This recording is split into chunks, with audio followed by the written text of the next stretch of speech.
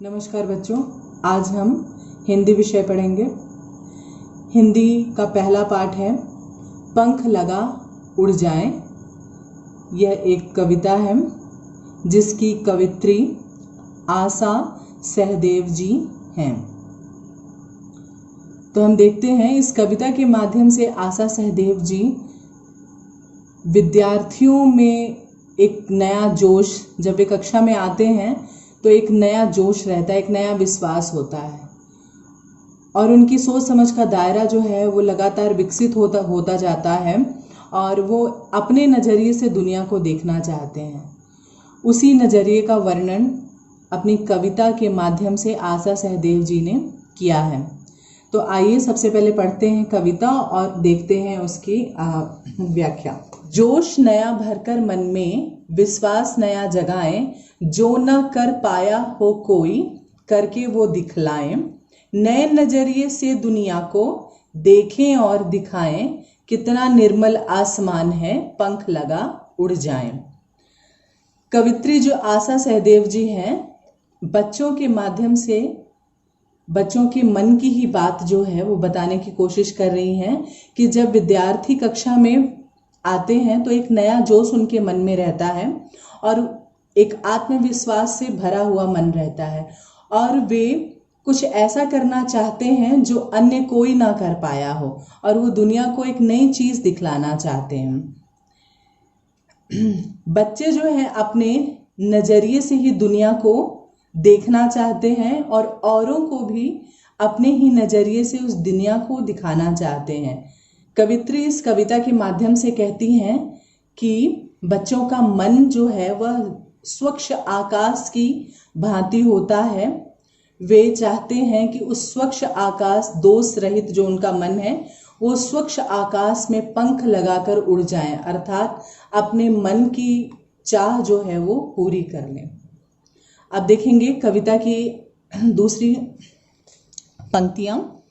तेरा मेरा, मेरा तेरा जो है, सबका वो हो जाए, ऊंच नीच और बैर विरोध का मन में भाव ना आए, एक दूसरे की थामकर बाहें आगे बढ़ते जाएं, कितना निर्मल आसमान है, पंख लगा उड़ जाएं।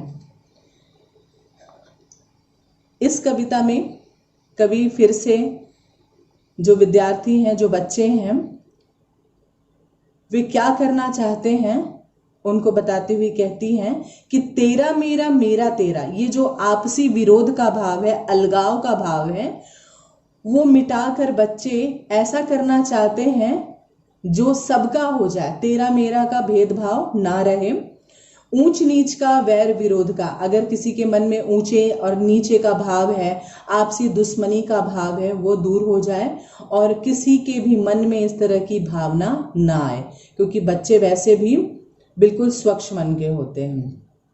एक दूसरे की थामकर बाहें आगे बढ़ते जाएं, कितना निर्मल आसमान है, पंख लगा उड़ जाएं।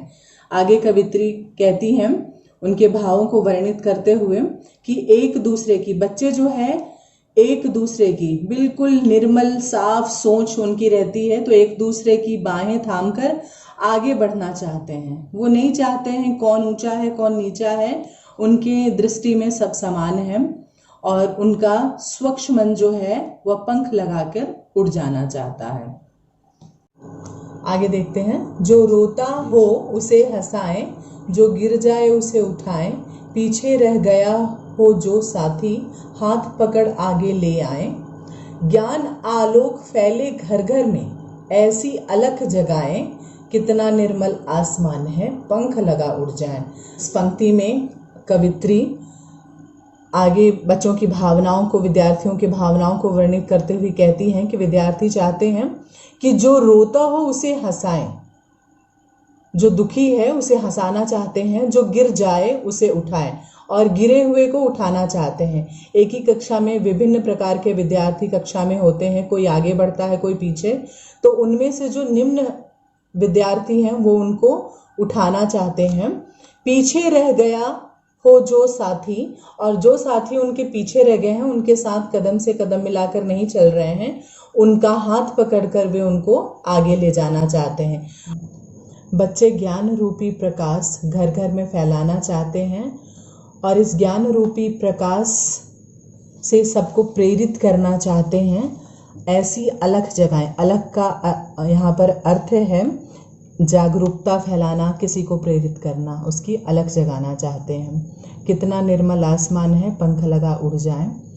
बच्चे बिल्कुल स्वच्छ आसमान की तरह है और वो पंख लगाकर उड़ जाना चाहते हैं, अर्थात अपने मन की इच्छाओं को पूरी करना चाहते हैं। आगे देखते हैं। जो बीता इतिहास हो गया, जो आएगा कल वो होगा, जिसको जी लोगे मन से तुम, एक सुनहरा पल वो होगा। समय बड़ा अनमोल है, इसको न व्यर्थ गंवाएं, कितना निर्मल आसमान है, पंख लगा उड़ जाएं। यहाँ कविता की पंक्तियों में कवित्री जो है बताती है कि विद्यार्थी जो हैं, बच्चे बताना चाहते हैं, समय के महत्व को दर्शाना चाहते हैं और बताते हैं कि समय कितना मूल्यवान है। जो भी जीना है इसी पल में जी लो, वर्तमान समय में जी लो, क्योंकि जो समय बीत जाएगा वो अतीत बन जाएगा, इतिहास का हिस्सा हो जाएगा, और जो आने वाला कल है वो तो भविष्य में है। और अपने वर्तमान के पल को ही जीकर उसे सुनहरा पल बना लो, अर्थात जो भी कार्य करने हैं उसे आज ही कर लो, कल पे कोई भी कार्य मत टालो। समय बड़ा अनमोल है, इसको न व्यर्थ गंवाएं। समय बहुत ही कीमती है, बहुत अनमोल चीज़ है। अगर एक बार चला जाता है तो ये दोबारा वापस नहीं आता है, और इसको व्यर्थ गंवाने पर हम सब चीज़ गंवा देते हैं, क्योंकि बीता हुआ समय कभी भी हमारे पास वापस नहीं आता, हमारे पास सिर्फ एक पछतावा रह जाता है। तो इस तरह बच्चे जो है समय के महत्व को दर्शाते हैं।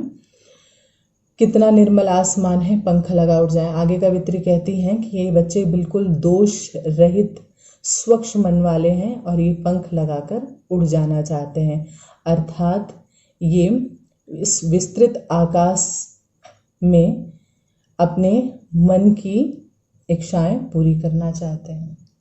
इसी के साथ आपकी कविता की व्याख्या समाप्त होती है और आपके सामने यहाँ पर कुछ एक्सरसाइज जो दिए गए हैं, प्रश्न दिए गए हैं, उनके उत्तर लिखे हैं। आप जो बहुत ही लघु प्रश्न हैं उनके उत्तर आप अपने पुस्तक में ही लिखें। ये सामने आपके है, इसकी आप बुक की सहायता ले सकते हैं और प्रश्नों के उत्तर लिख सकते हैं। तो इस तरह ये जितने भी आपके सामने प्रश्न दिए गए हैं, लघु प्रश्न, अति लघु, त्रिप्रश्न के उत्तर आप यहाँ पर देख सकते हैं और आप इसे यहीं लिखेंगे। यदि आपके पास पुस्तक है और नहीं है तो इसको किसी कॉपी में अभी नोट करें। इसी प्रकार अभ्यास प्रश्न की श्रृंखला में आप देखेंगे भाषा बोध, जो कि आपको बुक में ही करनी है। इस तरह से आप देख सकते हैं कि ये पूरा मैंने किया है, आप इसकी सहायता ले सकते हैं।